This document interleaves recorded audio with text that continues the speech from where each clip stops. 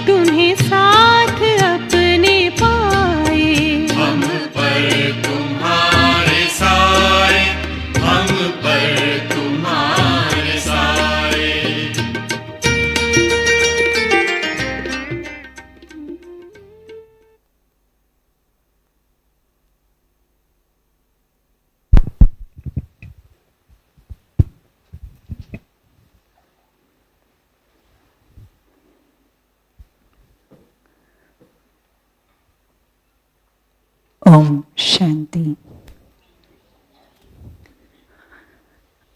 I am deeply honored to welcome Sister Jayanti, Additional Administrative Head of Brahma Kumaris and UN representative in Geneva. Born in India and raised in UK, in the little time I have spent with her, I have experienced her radiating simplicity, love, inclusivity, and an unlimited vision in serving the yajna. Like our Dadi Janki, she tirelessly travels thousands of miles each year around the globe, spreading God's light and spiritual wisdom. Today, she will share with us the profound theme, giving respect, which she is an embodiment of it.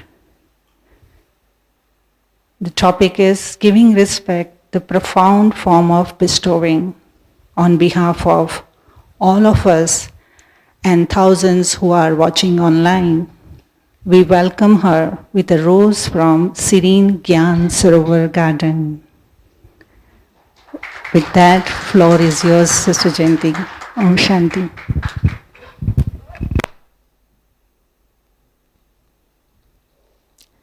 Om Shanti.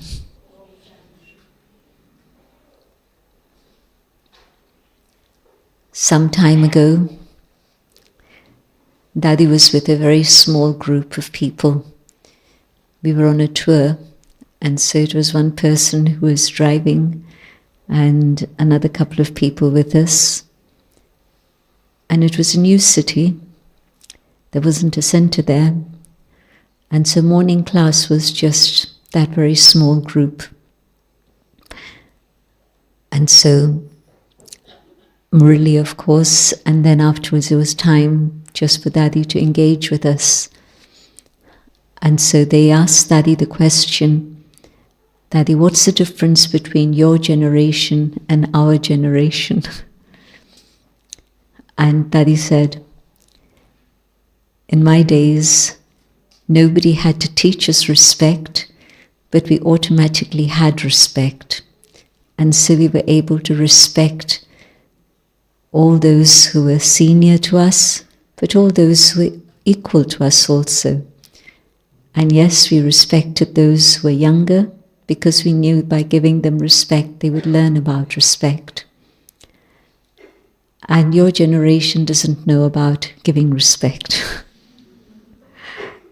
Because it was a small group and Dadi knew them all very well, she could be very open with them. But everybody was touched by that because they all felt that, yes, it's a big difference in the way things are today. This was some years ago, but even then, and the way things would have been when Dadi was growing up and then coming to the yajna. So respect is something which is missing very much in the world today. But there's a reason why respect is missing, and that is because there's a lack of self-respect. And Baba tells us that everything begins inside and then it gets expressed outside, which is absolutely true. And so, how come the general state of affairs today is worse than it was 10 years ago, or before and before and before? And so what is it that causes lack of self-respect? I want to share another story that's connected with this. It was in the 80s, early 80s, that there was a conference in Geneva, and it was one of the early ones that I attended at the UN. And the theme of the conference was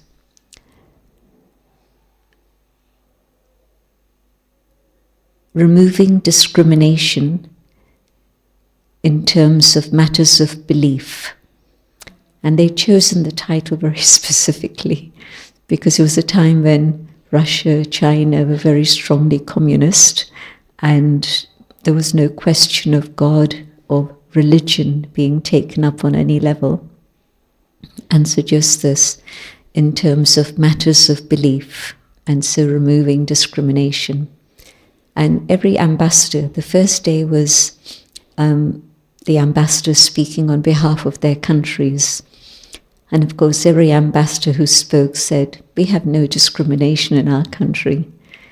And the NGOs were seated at the back, and they would smile at each other because they were from those countries, and they knew that there was a huge amount of discrimination. And the first ones to be challenged were North Americans, because USA and Canada had stood up and said, we have no discrimination.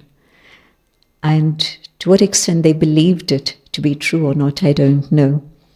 But the people who were there with us in the back, it was people from the indigenous community, mostly, from America, North America. And so when it was time for the NGOs to speak, there was time given. They spoke up and talked about the discrimination that they had experienced in their countries. Australia, New Zealand, again, the official line was no discrimination. Everyone can practice whatever beliefs they have. But again, it was the NGOs who spoke and said that we've experienced, and they had all the facts and statistics to prove it. But the conference continued until there came a point when Israel spoke and Saudi Arabia spoke. And they said the same thing, no discrimination. But then the Israeli person spoke quite length, and the Saudi Arabian challenged him. And they couldn't carry on with the session because it was such confrontation that had started. So the person who was the educator, he stopped the conference and said that, okay, we'll take a break now and we'll adjourn, we'll come back again tomorrow. And he was a judge from Poland. And we knew him because Poland had now allowed religious organizations to come and do things, early 80s. And next day when we came back, the Israeli person who had spoken had brought the ambassador. The first day it had been an academic who had spoken, but the next day it was the ambassador. And he immediately started shooting out with words. And there was a response from the other side. So the judge actually had to say, we're not going to continue this conference any longer. And I've had a very good invitation, and I propose that we follow that path. The University of Minnesota is saying that they would like to do some research in the subject of discrimination, and it would be neutral, and it would be in a few selected countries across the globe, and it would be with young people. And so everybody, the ambassadors, liked the idea. And so that conference came to an end without any conclusion, except that we're going to let the university do their study, and when they finish their study, research, then we're going to come back again and have another session. So a few years later, got another invitation, and this time it was to be in Poland, and the judge had organized that also. So the results of the university were very interesting, and essentially it was that where there's lack of self-esteem, there's going to be discrimination. And where there's high self-esteem, there's no discrimination. And so the connection of respect, discrimination, self-esteem, you can see the connections. But the most important thing, what are the causes of lack of self-esteem, and how can we change that today in Brahmin life? And what they spoke about in terms of what they had done all the research in, I think, 5 different countries, and it was amongst young people from 15 to 18. And they found that where there was a strong faith system within the family, there was lack of discrimination. Where there was addiction within a family, and the young people were influenced by that addiction, whether it was nicotine and alcohol in the older generation, it was more likely to lead to addiction within the younger members, and then of course it would be other substance addictions usually. They found that these 2 factors were the biggest things that created lack of self-esteem. And there was a 3rd factor too, and that was where children were brought up in an atmosphere of love. Again, there was higher self-esteem. And so these 3 factors, faith, addiction or lack of addiction, and also love within the family. And when you think about it, you don't necessarily need to spend a few years doing a research project. You could have predicted that these would be factors that would be part of the story anyway. But nowadays, people want evidence-proof research. And so then, that's what came from that conference. But look at it from Baba's perspective. And you see that faith, Baba's children, the family, I don't mean little children, I mean whoever comes to Baba and starts following the path of spirituality, we either have faith in Shiv Baba because we've had some experience, or we have faith in the knowledge that Baba has given us. That's given us a very solid foundation, our questions have been answered and so on. But faith is a very, very strong factor. And the second factor, when people come to Baba, what we found, and this is what's happened in the de-addiction campaign in India, very categorically. Abroad we've seen it on an anecdotal level, but in India they have actual figures, because we tried getting figures abroad, but people didn't want to give figures. They didn't want to fill in the long detailed questionnaire. But in India they were quite happy to fill in the questionnaire, so The addiction campaign started a few years ago, and as you've seen, do you know, it's a huge, huge campaign that's gone all over India, and there's been a memorandum of agreement signed with the government. All the medical people in all the different states are involved in this also. A, they're studying it, but also B, they're supporting and cooperating with teaching meditation in various places, so I'm sure you're aware of it. So what we found is that as soon as a person starts to meditate, we don't have to ask them, do you smoke, do you drink, do you do this, do you do that? Not necessary. We just teach them to meditate. And probably within a week, many have come back to us and said, I was able to give up smoking, I was able to give up drinking. Maybe within a month, some people come back and say, I used to take drugs and I don't anymore. And so, as I say, when we wanted it in hard numbers, nobody was really willing to fill in those big forms. But on an anecdotal level, every teacher, and many of you are teachers, you've given 7 days courses and people have come back to you and told you that.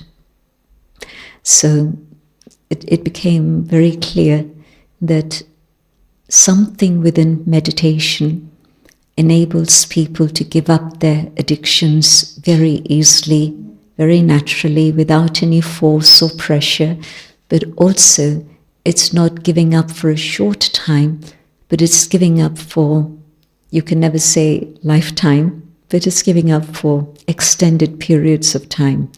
It's not a short-term thing, it's long-term.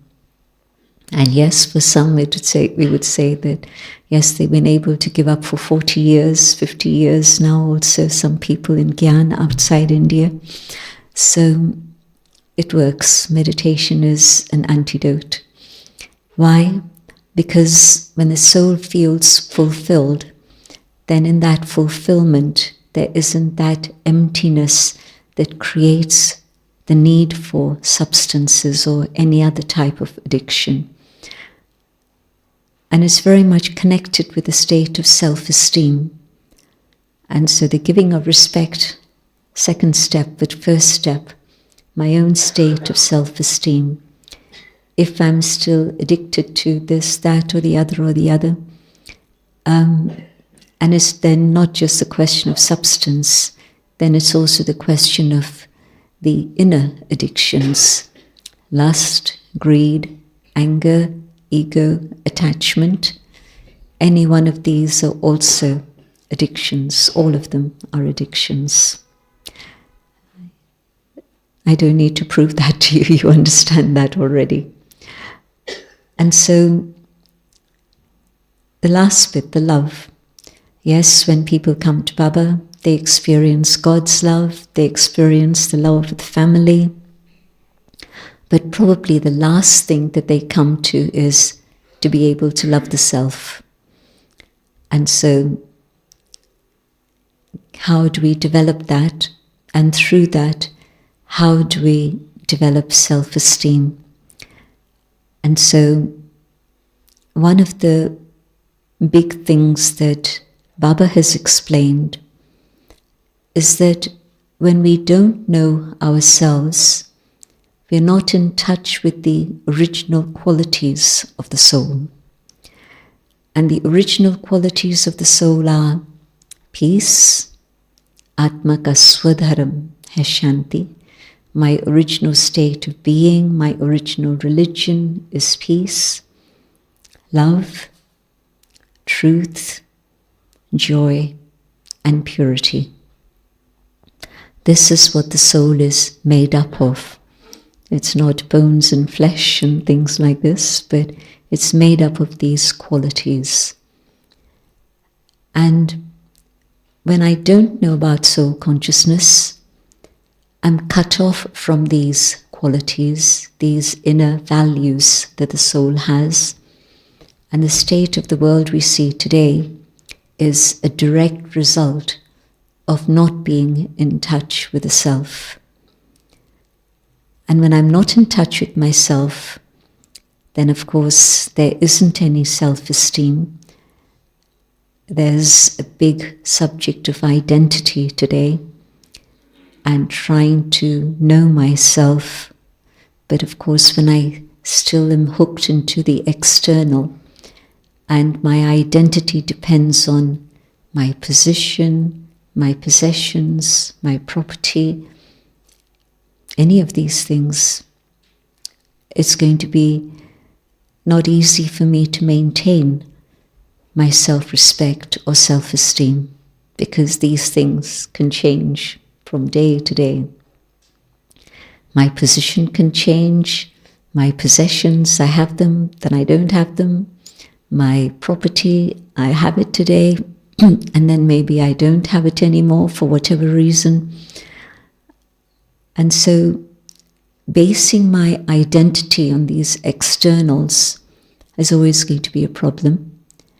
And the soul will always go through inferiority and superiority complexes. Sometimes there are others who have more than I have, and I feel inferior. Then there'll be others who have less than I have, and I feel superior. So that fluctuation continues. But when I have a connection with myself, my own spiritual identity, that's the first step, a big step. But the more I experience those inner values that are the core values of the soul, my self-esteem grows. And every Murli reminds us right at the very beginning, who are you? Who do you belong to? The spiritual father speaks to the spiritual children. That's a sort of classic in the Sakar Murlis, but also other expressions that Baba uses about who is the one who's speaking to you and who are you who's listening. The child of God, the godly student, again, different expressions for that. In the Avyakt Murlis, there's usually half a page, a few paragraphs in which Baba's reminding us who we are and bringing us to that stage of self-esteem. But when I know who I am and I know what my original values are, only to the extent that I follow those values in my life as virtues. So peace is my original value. It's the core value of the soul. But when I find I'm able to follow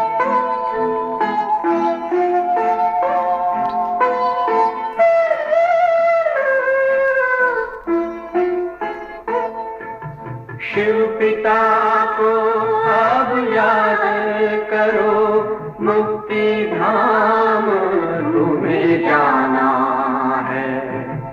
अपने सुकर्मों के बल पर ही सतयुग में तुमको आना है। शिव पिता को अब याद करो।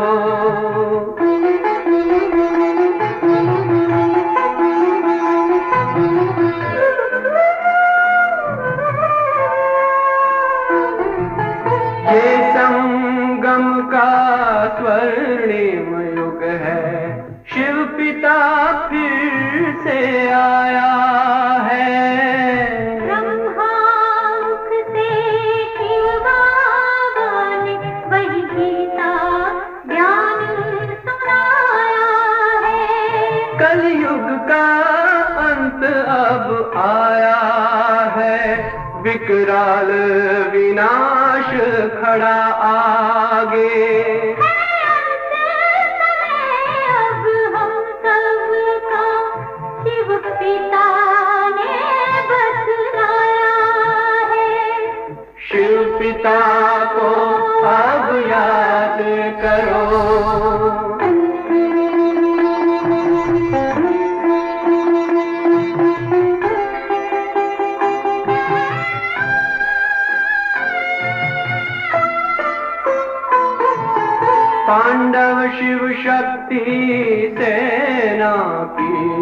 रणभेरी अब फिर बजती है। शिव बाबा के ज्ञान से फिर माया को मार भगाना है। शिव पिता को अब याद करो, सतयुग में तुमको आना है। शिव पिता को अब याद करो, मुक्ति धाम तुम्हें जाना है। अपने सुकर्मों के बल पर ही सतयुग में अब तुम्हें आना है। धाम में तुम्हें सतयुग में अब तुम्हें आना है। धाम में तुम्हें गाना है।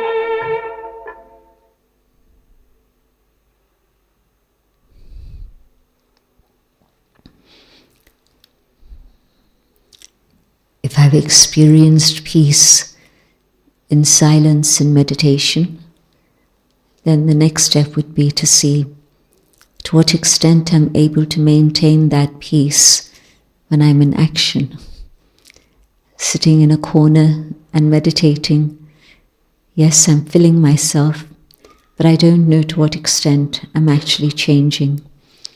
It's only when I'm in contact with others and engaged in action that I'll then discover to what extent I'm truly peaceful, or do I get irritated by somebody else's behavior, or do I get angered by things that others have done, whatever. And so the extent to which I follow those values in my life and express them as virtues in my life, to that extent my own state of real self-esteem grows. Not the artificial ego that I had before because of all the external things, but now real value for myself. And when I can value myself, I can also love myself, and I can also respect myself, and I'm able to have self-esteem. And then I'm able to respect others also. I know what it is I think and feel and do and say and do. And so my self-esteem begins to rise only to that extent that I'm following what I have as my core value in my code of conduct. So basically when I walk my talk, then my own self-esteem rises.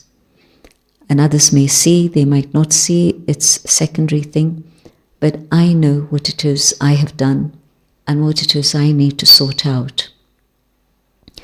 And so the way to increase self-respect and to come back to a stable state in which there's no fluctuation between the inferiority and the superiority is that state in which I'm following those values, and those values become stronger and stronger within, but also get expressed in my life on all levels. And so when you see someone like Dadi Prakash Mani, and I'm sure many of you, how many of you met Dadi Prakash Mani? Not so many. It's now been many years since she passed away, 20 years actually, nearly. 19. So, but how many of you saw Dadi Janki? Oh, a lot more. Right. But there are still some who didn't raise their hands, so you've been with Baba for 4 years, or maybe around that time, 5 years. So, but certainly those who met the Dadis, you know that their self-esteem was absolutely stable. Whatever else was going on didn't matter. They were able to maintain their peace, their state of love, their awareness of truth at all times. Outside influences didn't shake that even slightly. So we've seen human beings like you and me who have been able to reach that stage. It means that the door is open for all of us, each and every one of us, to do the same. Go back inside, experience the silence, the connection with the self, experience those values within yourself, and then you start expressing them in your life, in your actions. So that would then be the way in which really one's own self-esteem rises, and because I'm valuing and respecting myself, then I can value and respect others also.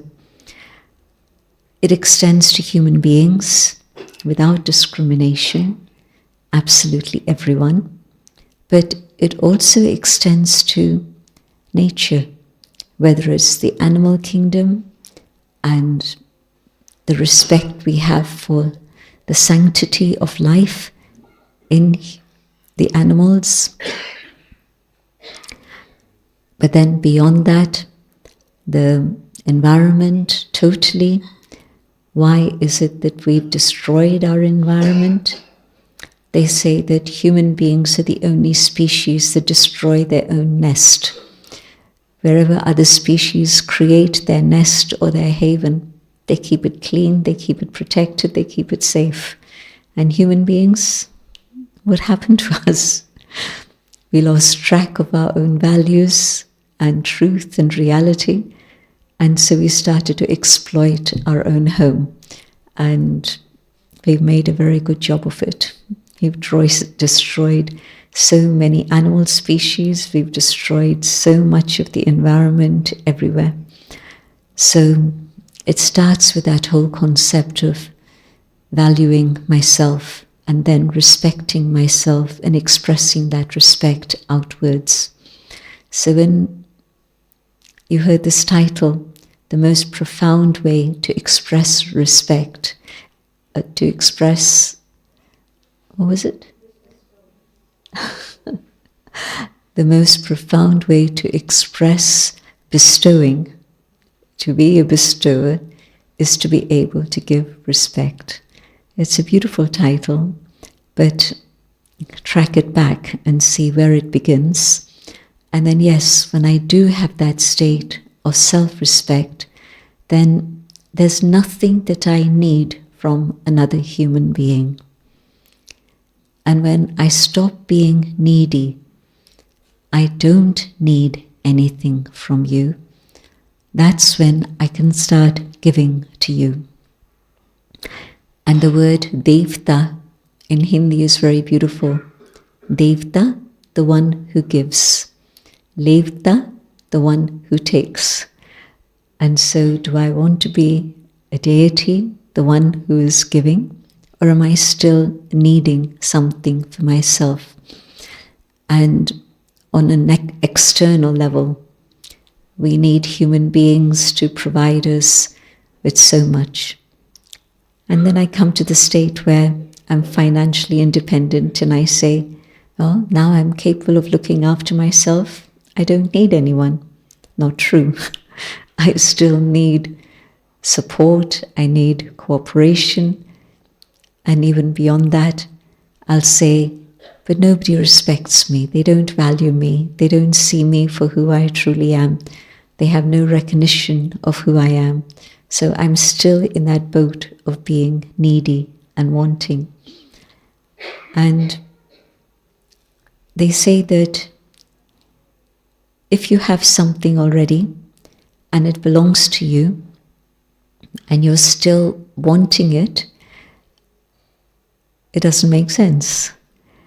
And so I have everything I need, and respect is my shadow that's following me, and nobody can take that away from me. I respect myself, and so it's always going to be following me wherever it is I go. So I don't need you to give me respect, but rather I have sufficient to be able to give you respect. And when you start giving, what happens then? it automatically comes back to you. And so you don't ask for respect. And if you're demanding respect, why don't you respect me? Why don't you value me? It's because I haven't yet learned to go inside and connect with the treasures that I carry within myself. And so I have it. Nobody can take that away from me. It's my shadow. It's going to follow me wherever I go. But I've forgotten. I don't remember. I've lost touch with myself. That's when I say, I want, I need. But if I come back to that basic spiritual principle that I carry within myself everything I need, and I connect with that and I experience it, then giving respect is very natural and easy.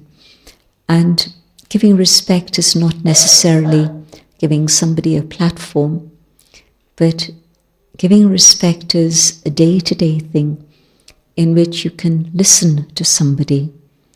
If you have the capacity to listen, and not just listen with your ears, but listen with your heart, so that you're understanding what is behind those words, the feelings, the significance, the meaning with which those words are being spoken, then you're listening with your heart, not just your ears. And then your response is going to be a very different one. So one stage is where I say, I don't have time, I don't have time. And the other is where, okay, I'm going to listen to you, but how am I listening to you? Am I listening to you with a mindset that's already fixed? And so whatever you say isn't going to make any difference. Or am I listening to you with an open heart so that I am able to understand where it is you're coming from, and I'm then able to respond to it appropriately. And so to be able to listen, it is a very profound way of actually bestowing, being able to give respect to others. When I'm willing to understand you and make some meaning from it, then my response is a very different one than it would have been otherwise. The whole subject of harmony and unity can only happen when we listen with that intention of wanting to understand where it is you are coming from. And so can I begin to do that? And it'll happen naturally, because when I respect you, I'm going to give you my time.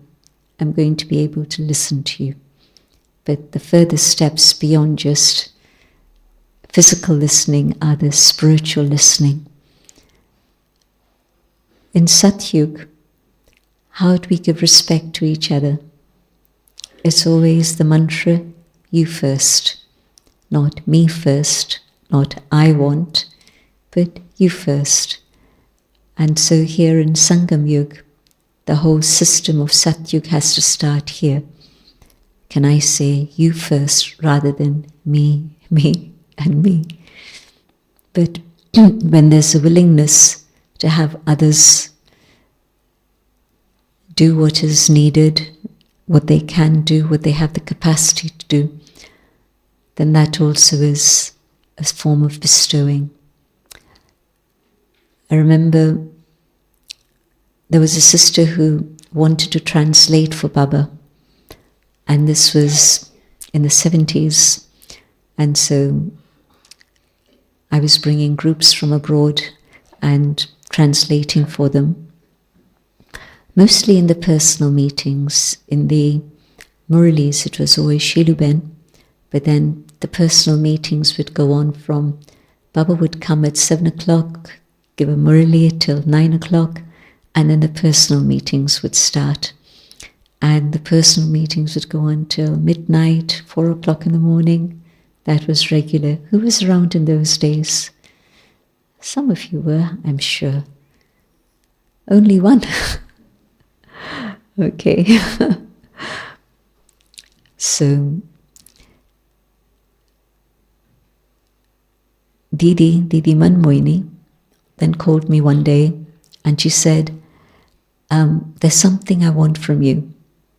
I was surprised, what could Didi want from me?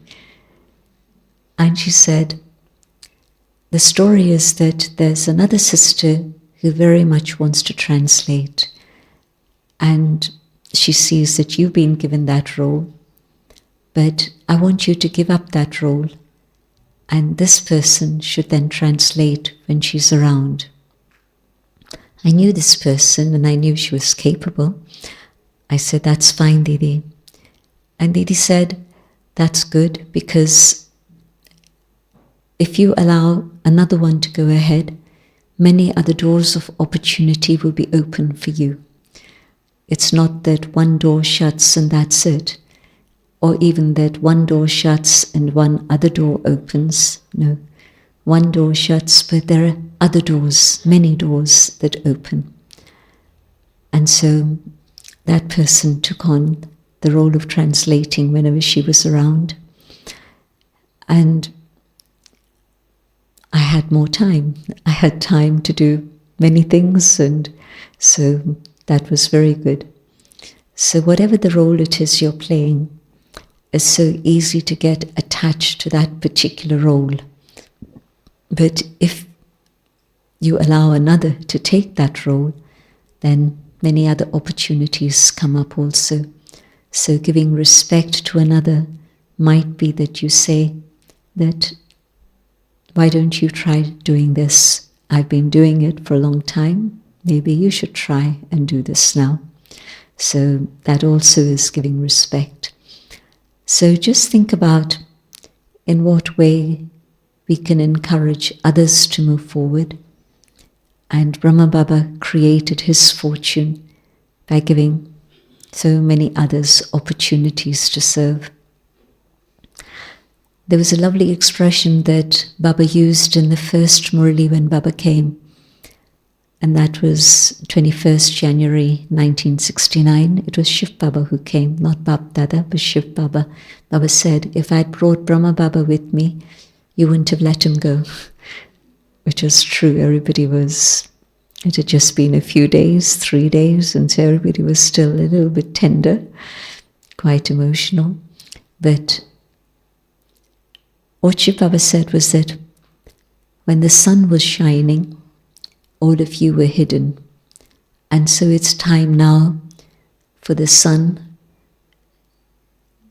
to move into another sphere, and now it's time for the stars to shine.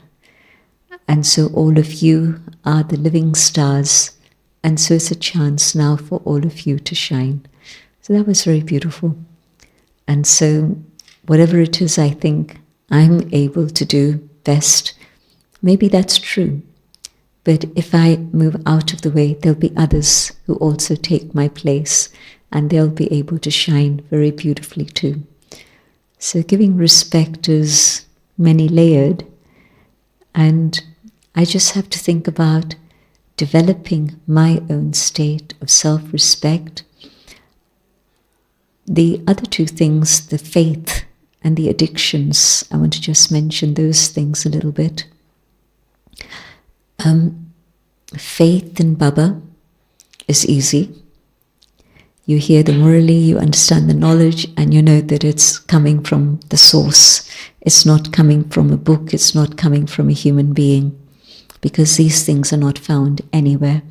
And at times it's a big contradiction to what human beings are saying, but then you have to see what you feel is right, and maybe you experiment with it, and that tells you what is right. But that faith in Baba is strong. And the faith in the family is also strong, because although we see human imperfections still, like Baba tells us, you're not karmatit. When you are karmatit, when you've settled all your karmic accounts, you'll fly. But the faith within the family is such that there'll always, I know for sure that there's always help available, and there'll always be the cooperation that I need. And so the power of faith, that also gives me a very solid foundation in which to have self-esteem, self-respect.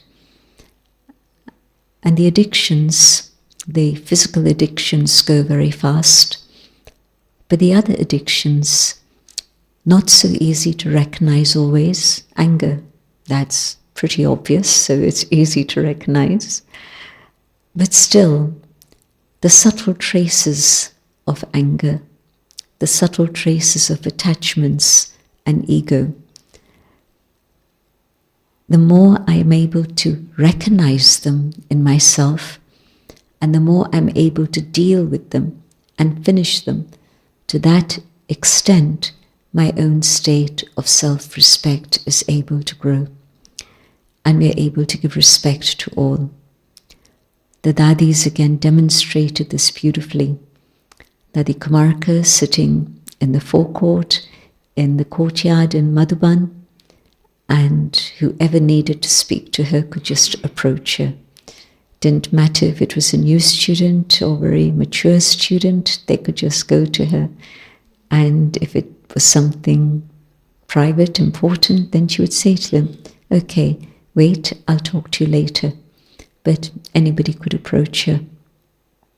Dadi Jayanti, she wouldn't take the lift from the 4th floor down to the ground floor in Global House when she needed to go somewhere. She would walk. Why? And she would carry a little box of almonds with herself. And it would take her a long time, sometimes 20 minutes. So we'd try and allocate enough time for that, but it wasn't always possible. So sometimes you say, Dadi, let's just go by lift. The car's waiting and we need to go. And she'd look at us and say, I've got my almonds, how could I give these? And so there was no argument at that point. So she would walk down, and every floor she would be meeting people, and she would be giving them drishti, giving them almonds. It was just a connection of the soul. The almonds were the external excuse in a sense, but just giving drishti and acknowledging each one, whether it was the caretaker, whether it was a teacher, or whether it was someone helping in the kitchen. But she would meet them all as she came down the stairs, and every floor she'd be meeting. And so different ways in which you can express that respect. But the stable power is the force within, maintaining my own state of dignity so that nobody can take that dignity away from me.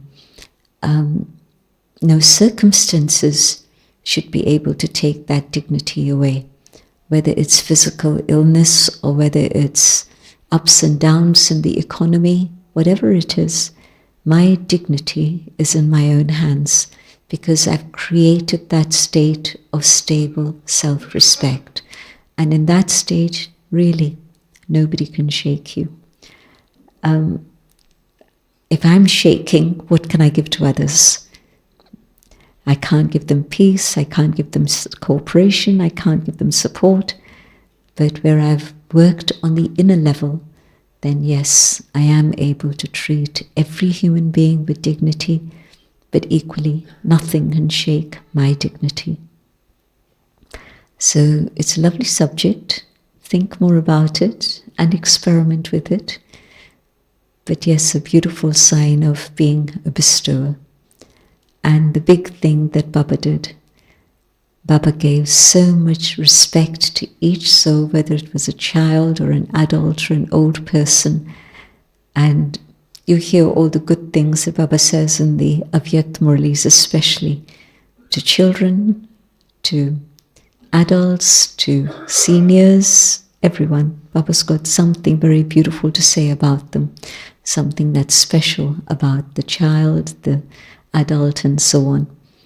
And so that stage where you're able to inspire others to have respect for themselves, maybe this is the most subtle form of bestowing, but it's the most powerful form also because it's what the world needs now.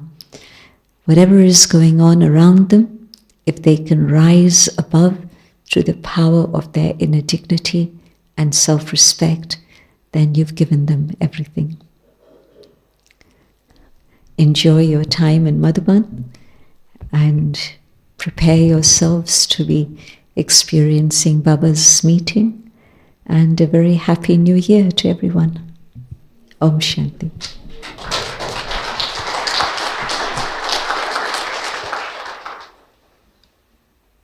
Om Shanti. Thank you, Sister Jayanti, for such an inspiring talk.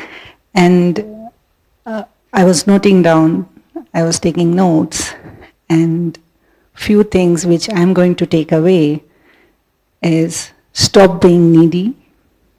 Confidence comes from knowing what's truly yours.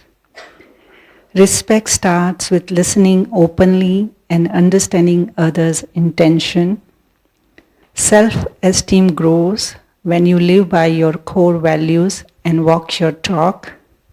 Faith, love, and freedom from addiction strengthen inner peace and dignity. Harmony and humility, putting you first, are powerful forms of respect. With that, with our loving, thankful gratitude and waves of thank you to Sister Jayanti, and now we'll have a moment of meditation. Om Shanti. Thank you.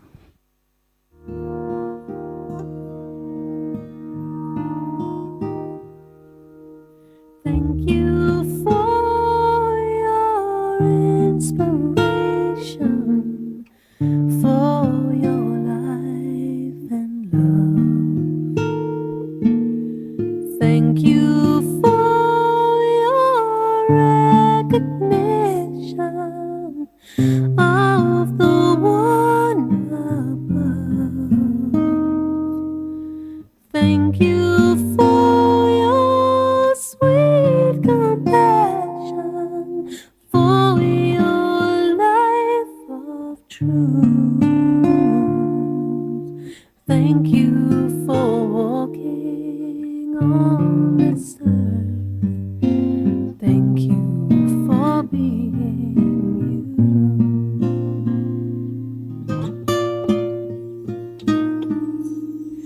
The river flows back to the ocean. The trees turn back to dust. The sun must set as the day ends, and so shall all of us. The gift of silence is returned to each one soul by soul. I know you hold it in your heart as you watch your life unfold. So go to the sea, flow to the ocean, fly like a bird to his arms. Take all the love of all who will miss you, but know we are never apart.